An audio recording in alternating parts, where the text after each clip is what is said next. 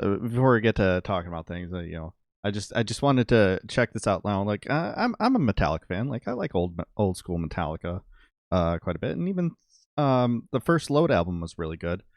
And some of a couple of their later songs were good. Nothing on Saint Anger, of course, because I have ears. But I wanted to, since it's on Twitch, I wanted to check this out because the being on Twitch, that means I can't get any DMCA strike. So let's just go ahead and check out this clip from their live performance on the BlizzCon channel on Twitch. So.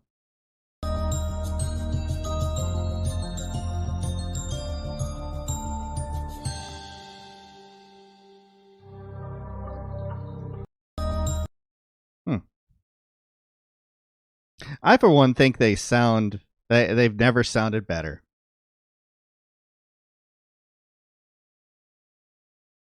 So,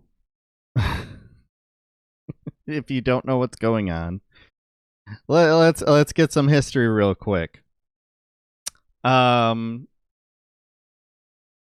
So back in the day, Metallica not hitting as hard as I remember. Yeah, I know, right?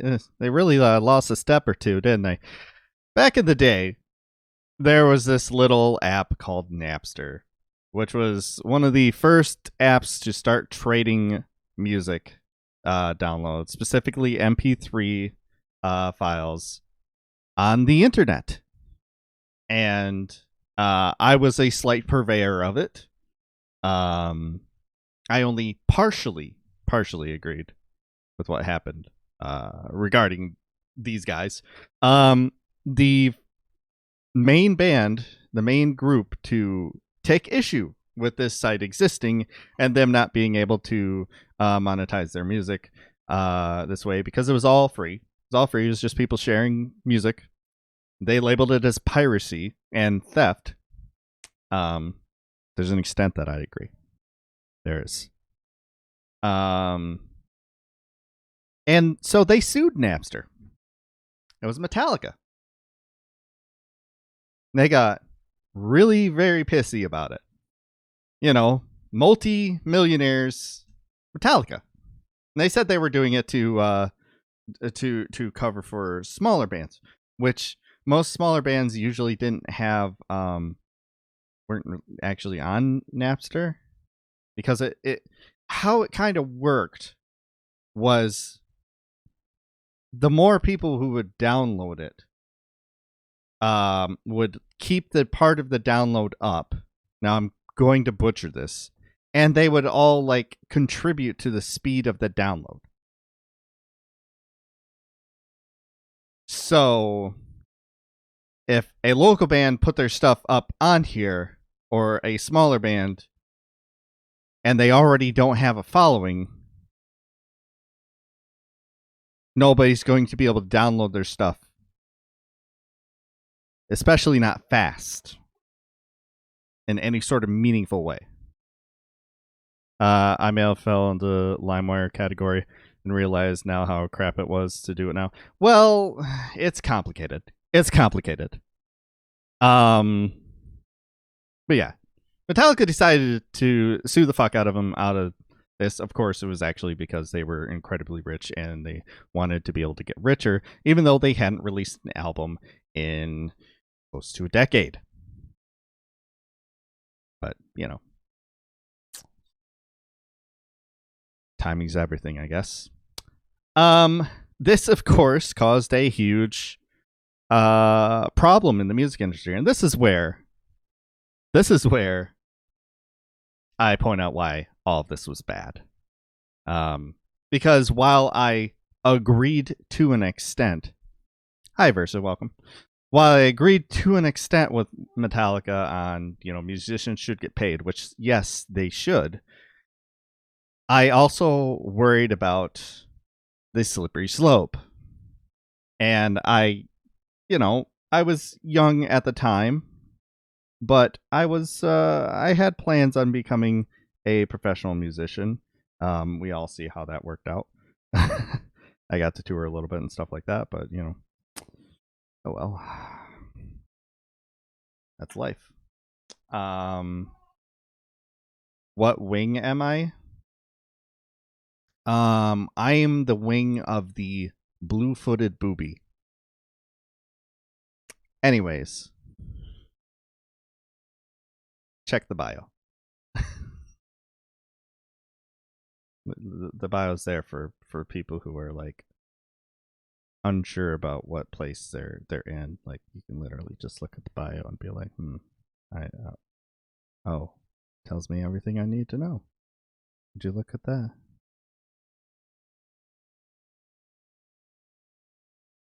I know exactly what you meant.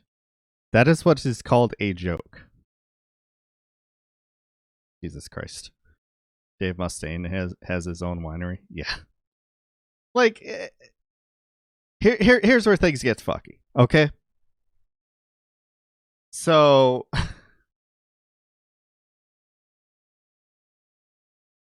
what happened next was the music industry basically decided to collectively shit their pants. They backed Metallica. That joke was too advanced. Well, I'm sorry to hear that. They decided to back Metallica in a lot of ways while also not adapting to the internet and the role that internet can play in providing music for people, sharing music, the networking, the promotion, all of that. They did pretty much fuck all and made things way worse. Of course, we had our early on jumpers on like Pure Volume. I'm probably one of the very few people who remember Pure Volume because I, of course, had loaded some of the bands that I had worked with on Pure Volume, and that's usually where a bunch of local bands would do that to promote. You know, Bandcamp wasn't a thing or anything like that. Spotify was just a twinkle in the eye of some shitty capitalist dreams. Hi, Lord. Good to see you. And it was a lot more direct with Pure Volume. You set your prices, and they wouldn't even like charge a fee for Pure Volume downloads. Like you didn't have to pay anything to upload it, and you didn't have to pay anything to download it. You could set your own price as a band for people to download it if they wanted to, and it was all money that went to you, completely tax-free. So, not a bad setup. But that wasn't... Hey, we're not using those words in here, bud. I'm just going to go ahead and give you a little bit of a timeout to think about that. Because, yeah, we don't use those words in here. That's not cool. That's very ableist. Versa, I can tell that you can type. I'm not entirely clear if you can read. Did you read my bio? Anyways, quit interrupting me for a question that could be easily answered on your own. For fuck's sake. I get a feeling I know where this is gonna go to. But yeah. Where was I? So that was a pretty okay setup. Now, Napster turned into LimeWire. Well, not on its own. These are, of course, different. You know, I'm talking more about like what the popular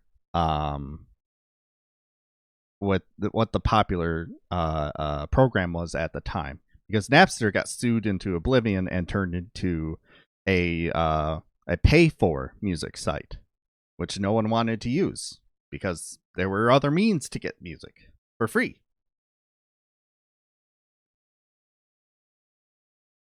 So, where were we at? We were at YouTube. Okay, YouTube had a pretty prolific scene of people who would teach people songs on YouTube. They would be able to play the track. They would suffer no consequences.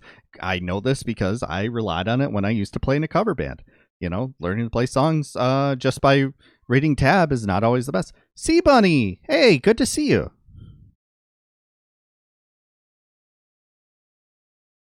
Anyways, so that was a thing for a minute. And it would include a lot of people playing the song in the background. Now, eventually, stemming again from these motherfuckers, I tend to see the most interpretation from Marxism by people like Lenin, Mao, and Stalin tend to twist and turn Marxism in a bad way. Yeah, no, that's true. We're talking about the BlizzCon? Yes, we're talking about Metallica specifically, and how funny it is that this happened.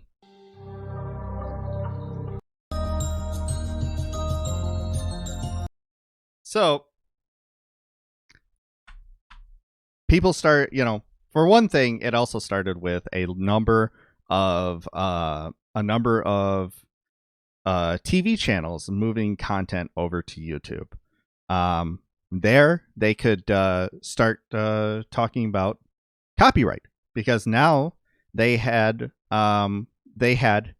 their content on that site, so they had the right to say, stemming from this, that if you are rebroadcasting their stuff, if they choose to, they can strike you with a DMCA claim.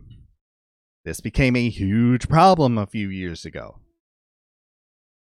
Namely, in part because no one has bothered to do anything about looking at the copyright laws as it pertains to the internet in our government that is largely, on average, over 70 years old.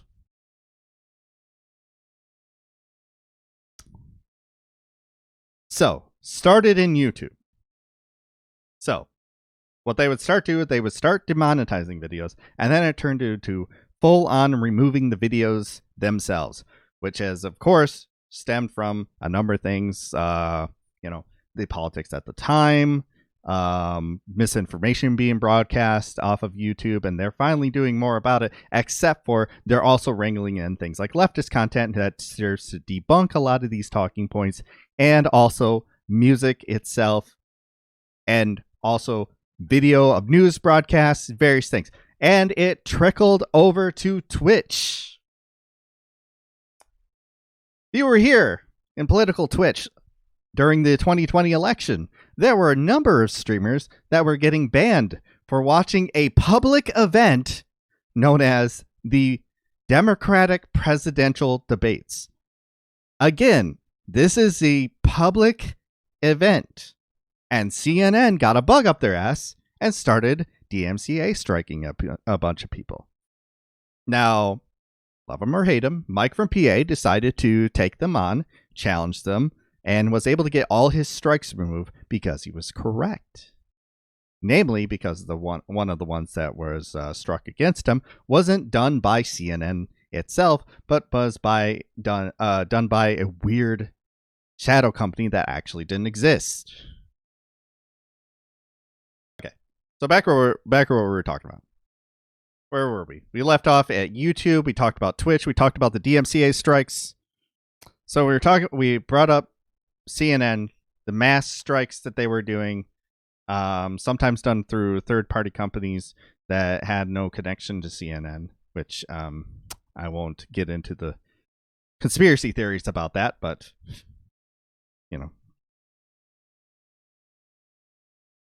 could be connected to a certain League of Legends streamer.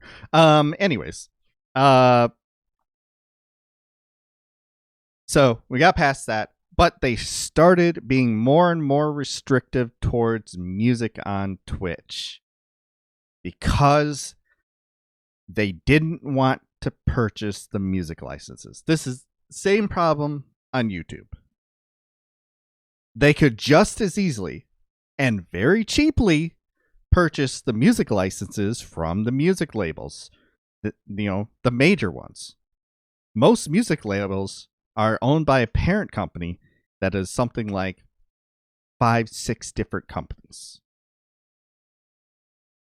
It's a reality. And any independent label that is truly independent is going to say, no, yeah, like, pay us this flat amount and play whatever, like just promote our shit because we want people to hear it. So Twitch decided they weren't going to purchase music licenses either. So earlier this year, their whole decision was not just to mute the streams, which was a constant thing that we had to deal with if they found copyright material, if their bot found copyright material, but also sending DMCA strikes without anyone actually committing the DMCA strike to them. No one reporting it. It triggered the bot, therefore you get a DMCA strike. Cool. Which results in Metallica doing a concert on Twitch during a pandemic, the only way that they can do any sort of concert. Oh. Eli, no. He found the mic cord.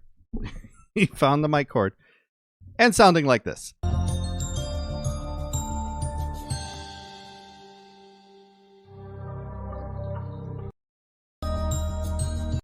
Quick reminder, this was a sponsored event for BlizzCon where the actual artist was performing the songs that are copyrighted. And to avoid getting a DMCA strike themselves, Twitch decided to overlay, I don't even know what the fuck you would call this. There's a description here from Slasher. 8-bit folk music.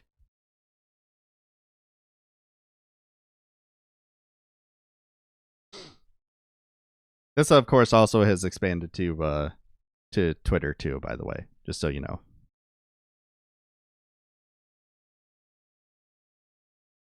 Like, let's go into this. I have a longer clip with Metallica playing and the Twitch production team transitioning seamlessly into the 8-bit music, but I'm afraid to post it in fear of DMCA myself. Good work, music industry, you bunch of ghouls. Even better is watching hundreds of Twitch streamers co-streaming BlizzCon frantically hit their mute for button to 1 million viewers so they don't get banned for playing 2 seconds of sane anger. Really great DMCA system we have going here for everyone involved. And of course, this can also be tracked back to things like net neutrality. Now, their boomers, have mercy on them, DMCA. Yeah. Hey, Quinn, good to see you. Like, this whole fucking thing is, there's a part of it that's really delicious and part of it that's just like very fucking sad. I don't feel bad for Metallica. I feel bad for the fans. Because this is what Metallica did. It all stems from them. In much the same way that Hulk Hogan and oh god, what the fuck was his name?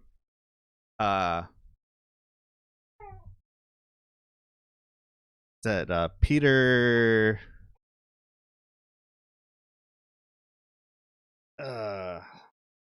Thiel. Yeah, Thiel. The guy who bankrolled PayPal originally. Peter Thiel.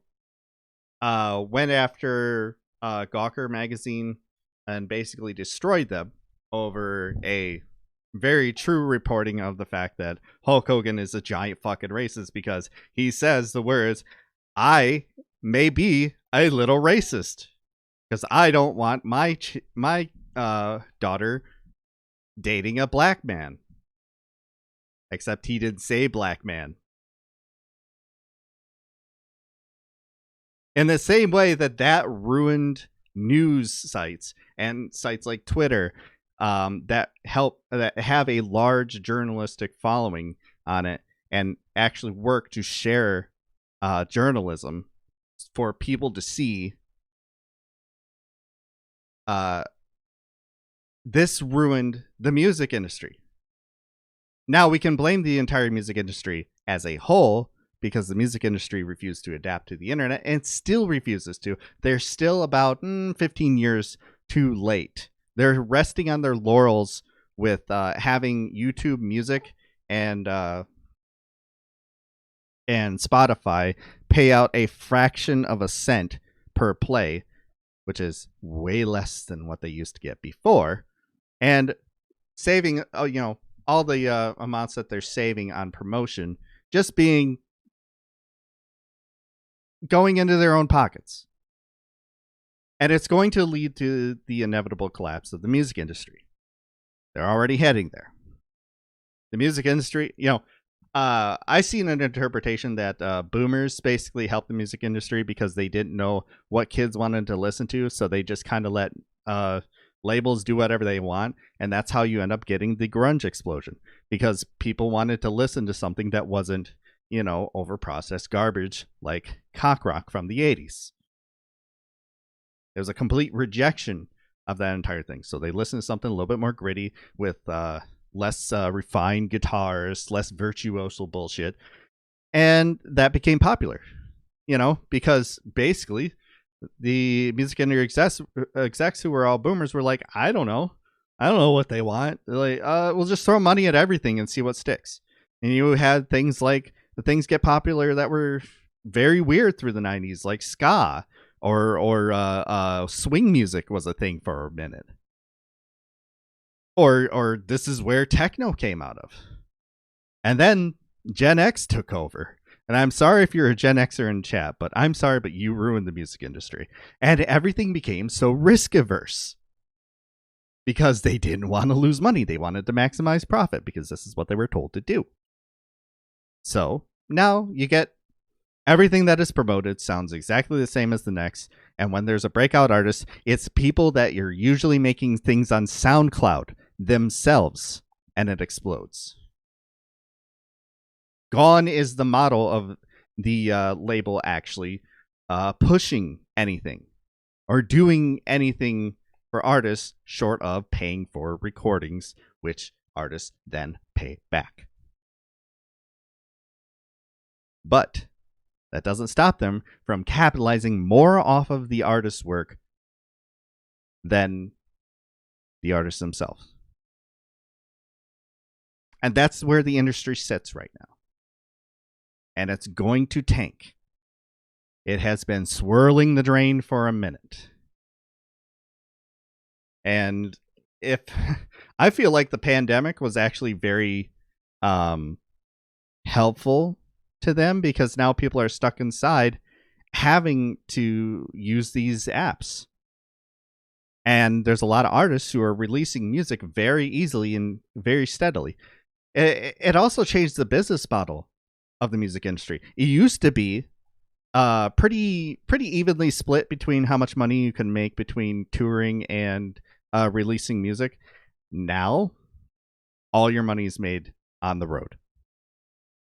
So when you see artists able to very cheaply release music on their own during a pandemic and they're unable to tour, do you want to know who's suffering the most in this? It ain't the music industry, because people are using Spotify more and that's getting them more money. That's right. It's the artists. And it all stems from these motherfuckers. All of it. Because they had a bug up their butt about the music industry not adapting to... I sped up a little bit. Not adapting to the internet. A thing that I'm sure a lot of them thought would just stop being a thing. And when this happened, this was a combination of boomers and Gen X that made these decisions. This is the transition from the, hey, let's take a risk people, to let's never take a risk people. Why you get artists like Drake or something who every single song sounds exactly the same, releasing new material twice a year, and it's always being popular because it's getting promoted. And like I said, your breakout artists are people that other people find who did it on no budget, who were like working out of a fucking grocery store on their side making music. all stems from these motherfuckers. So while Metallica didn't by themselves ruin the music industry, they sure played a pretty big hand in it. So it's a little delicious to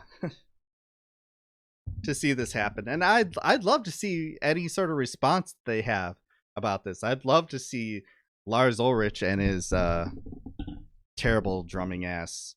That dude hasn't been good in, good since the 80s at drumming.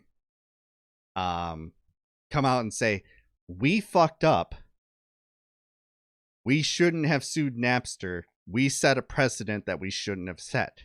A thing that a lot of people who didn't join them, who were just as big artists as them at the time, were saying was going to happen. Like, look, I understand you want artists to get paid. Holy shit, that is a whole lot of milk spit up that I didn't realize was on my shirt. Parenting.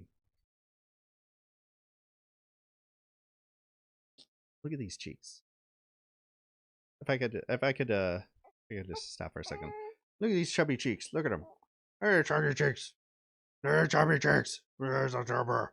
There's a no chumper. No chunker. There's a chunker. There's a chunky cheeks. All right, let go. Let go. Sorry. Anyways, I just had to do that because I saw how chunky his cheeks were. What are you doing? You're doing so much. Are you teething? Let me look in your mouth. Quit biting the... Oh my god. Oh boy. That reminds me, I still need to work on the new Eli emote, an updated one. I don't know if I've shared what it's gonna look like. Remind me to later. But it's gonna be cute.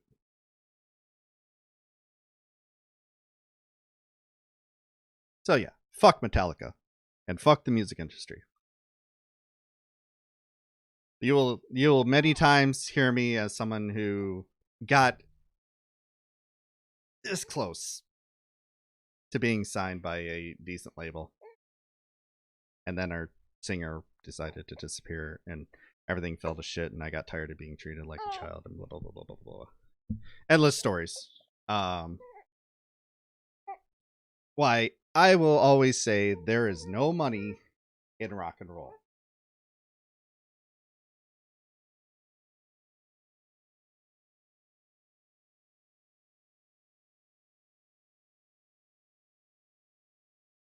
I'm not saying you have to let go of it. I'm just saying give me a little slack here. Oh boy. This is dad hours for you. Like I said earlier, dad hours is me trying to deliver political commentary while constantly getting interrupted by my infant child. It was getting more and more able to disrupt things.